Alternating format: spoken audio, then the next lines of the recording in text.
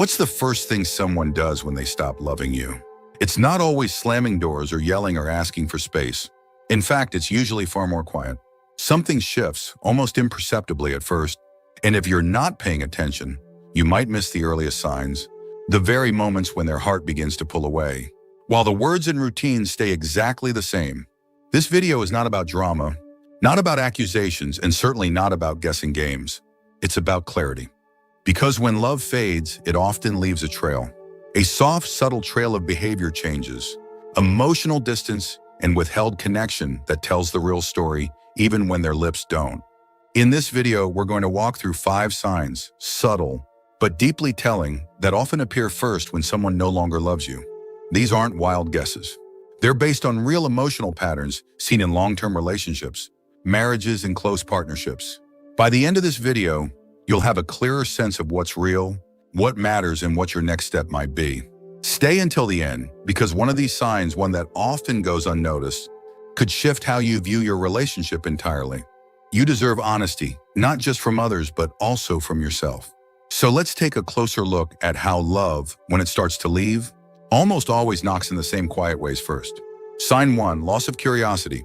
One of the first and quietest signs that someone no longer loves you is that they stop being curious about your world. Not long ago, they might have asked how your doctor's appointment went, what your grandkids are up to, or how you've been sleeping lately. But now they barely lift their eyes when you speak. They don't ask follow-up questions. They don't seem interested in the little stories that make up your day. That change isn't just about distraction or being busy. It's about emotional disconnection. Let me tell you about Edna and Paul, married for nearly 40 years. Edna used to tell Paul everything, how the roses were finally blooming again, what the neighbor's dog had done, how her book club was getting heated over a mystery novel. Paul used to listen. He'd laugh, nod, throw in a comment here or there. But somewhere along the line, that stopped. She'd start a story, and he'd barely look up from the television. He'd answer with a grunt or not at all. Edna felt it before she could name it, this heavy quiet between them. It wasn't just a lack of words. It was the absence of interest. When someone loves you, they lean into your world. They want to understand you, even in the smallest things.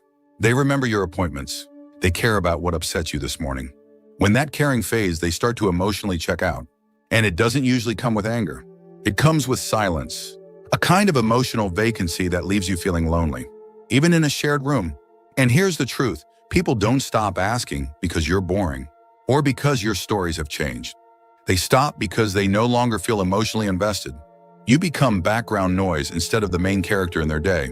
That sounds harsh, but if you're starting to feel like your voice doesn't land anymore, it might be time to ask, when did they stop being curious about me? And why didn't I notice it sooner?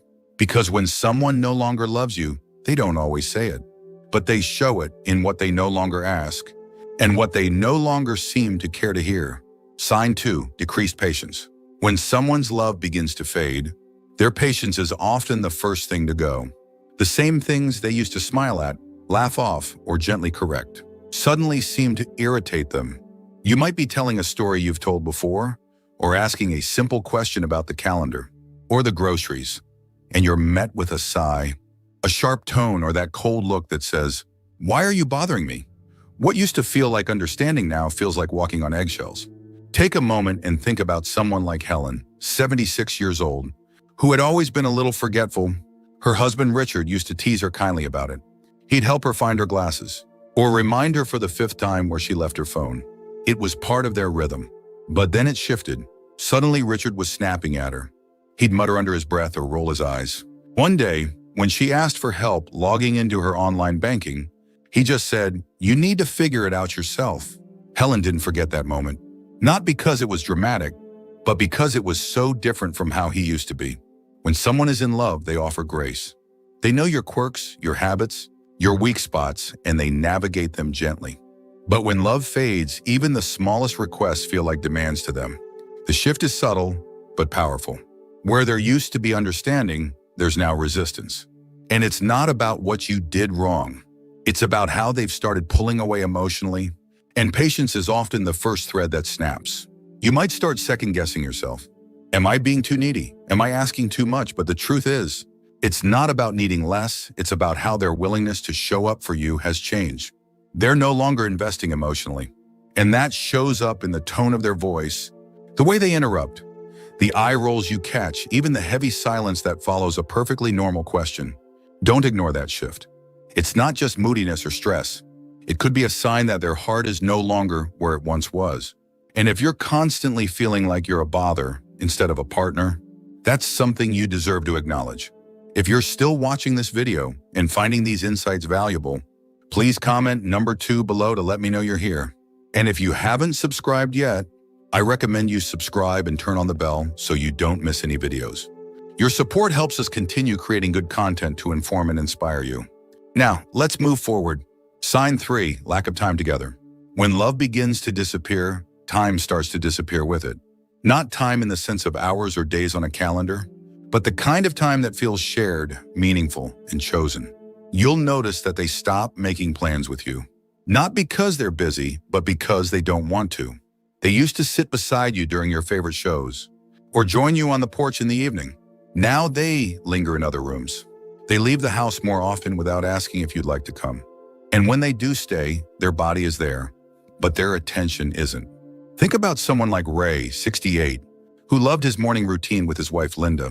For years, they'd sip coffee side by side at the kitchen table, talk about the weather, the news, or just sit in silence. It didn't matter what they said, it was about being there. But slowly that changed. Linda started waking up earlier and heading out for long walks alone. The coffee was already made, the table empty. She said she needed time for herself. Ray understood. Until it kept happening day after day, he started to feel like a guest in his own marriage. When someone loves you, they carve out time because time is a form of love. But when that love weakens, so does their desire to be close. And often they won't explain it. They'll say they're tired. They'll say they have errands. They'll say nothing at all. But the truth is, people make time for what matters to them. And if you keep finding yourself alone, even when they're in the same house, it might not be by accident. They stop inviting you to do small things. They don't ask what your day looks like. They start saying, you go ahead or I'll just stay here. And with each quiet decision, the distance grows. It doesn't take a big fight or a dramatic announcement. All it takes is enough mornings apart, enough dinners where you eat alone, enough nights when they fall asleep with their back turned. If you're feeling left behind in a relationship that once felt shared, don't ignore that feeling. Because when someone no longer loves you, the time they give you isn't reduced, it's removed. And that kind of silence speaks louder than words ever could. Sign 4, emotional withholding. There comes a point, often quietly, when someone stops, letting you in, not just into their day, but into their inner world. You used to hear their worries, their hopes, their thoughts about life or work or family, but now it feels like they're wearing a mask. They answer with surface-level comments. They say things like it's fine or don't worry about it, but you can tell something's different. Something's being kept behind closed doors. And the most unsettling part? You no longer feel like their safe place. Let's talk about someone like Gloria, 71. Her partner Samuel had always been open with her. He'd vent after a long phone call with his brother. He'd talk about his fears when his knee surgery was coming up. He even used to call her his best friend. But over the past year, that changed. When his cousin passed away, Gloria didn't find out until a week later. When she asked why he hadn't told her, he just said, I didn't want to burden you. But she knew that wasn't the reason. It was easier for him to carry it alone than to invite her in. That shift doesn't happen overnight. But when someone no longer loves you, they start to close the emotional doors. They still talk, yes, but not about what matters. Not about what's real. You begin to feel like a roommate instead of a partner. The big decisions get made without you. The thoughts you used to share over dinner now sit quietly in their head. And you don't even know what's missing until you feel the distance growing. People don't just stop talking. They stop trusting you with their truth. And that hurts more than silence. Because it means they no longer see you as the person they turn to when life gets heavy or uncertain. They might still be kind, still do the dishes, still sit beside you in church. But the warmth is gone. The closeness is gone. And when you try to reach for it, when you ask what's wrong or try to connect, they pull back. Not always with anger, but with avoidance. They say, I'm just tired, or you wouldn't understand. But what they're really saying is, I've already turned inward. I've already begun to disconnect. If you're still watching this video and finding these insights valuable, please comment number 4 below to let me know you're here. And if you haven't subscribed yet, I recommend you subscribe and turn on the bell so you don't miss any videos. Your support helps us continue creating good content to inform and inspire you. Now, let's move forward. Sign 5, physical withdrawal. When emotional closeness begins to fade, the body often follows. You'll notice fewer hugs, less eye contact, no more lingering touches on the arm or a kiss on the forehead for no reason. Even sitting together on the couch starts to feel like two people sharing space, not connection. Physical closeness for many couples is where unspoken love is kept alive. So when that disappears, it doesn't just feel lonely, it feels like the love has physically stepped back. Think about Martin and Alice, married for 45 years. For most of their lives, they were naturally affectionate, holding hands during walks, rubbing each other's shoulders after a long day. Martin always used to pull Alice in for a quick kiss before bed. But after his retirement, something changed. He became quieter, more distant. He'd turn his back in bed. He'd shrug off her hand when she tried to rest it on his knee while watching television. He stopped initiating any kind of touch, and slowly Alice stopped reaching too. Not because she didn't love him, but because she didn't know where she stood anymore. Physical touch is a kind of language. It says, I'm here, I care, I still choose you. And when someone no longer loves you, they stop speaking that language. They avoid it. They pull away. They stop reaching for your hand in public. They flinch slightly when you lean in for a kiss. It's subtle, but it cuts deep. And the longer it goes on, the harder it is to bridge that gap. It's not about passion or romance, not always. It's about presence, reassurance, the feeling that even in silence, you're still wanted. When that's gone, it's easy to question everything, to wonder if you've done something wrong. But often it isn't about what you did. It's about how they feel and how they no longer feel drawn to you, emotionally or physically. If you've noticed the warmth leaving the room when they walk in, or if your hugs feel more like polite gestures than genuine connection, it might be time to face what's no longer being said. Because when someone stops loving you, the body knows. And it starts showing you one distance at a time. Final thoughts. Now that you've heard these 5 signs, take a quiet moment to reflect. Maybe one of them stood out. Maybe all of them did. The important thing isn't just recognizing the signs, but recognizing what they mean for you. Because when love begins to fade, we often feel it in our gut before we see it in words or actions. And yet we second-guess ourselves. We minimize. We tell ourselves not to overreact. But the truth is, emotional distance always leaves clues through silence, avoidance, and a shrinking sense of being known. If you've felt that shift, if you've been wondering whether what you're experiencing is real, it likely is. And you're not imagining things. You're feeling the difference between being chosen and being tolerated. That's not something to ignore.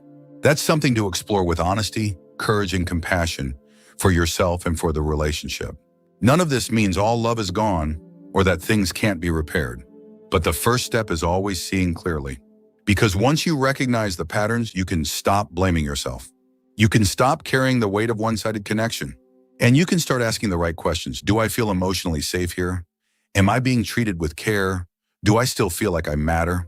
Remember, your peace is just as important as anyone else's comfort.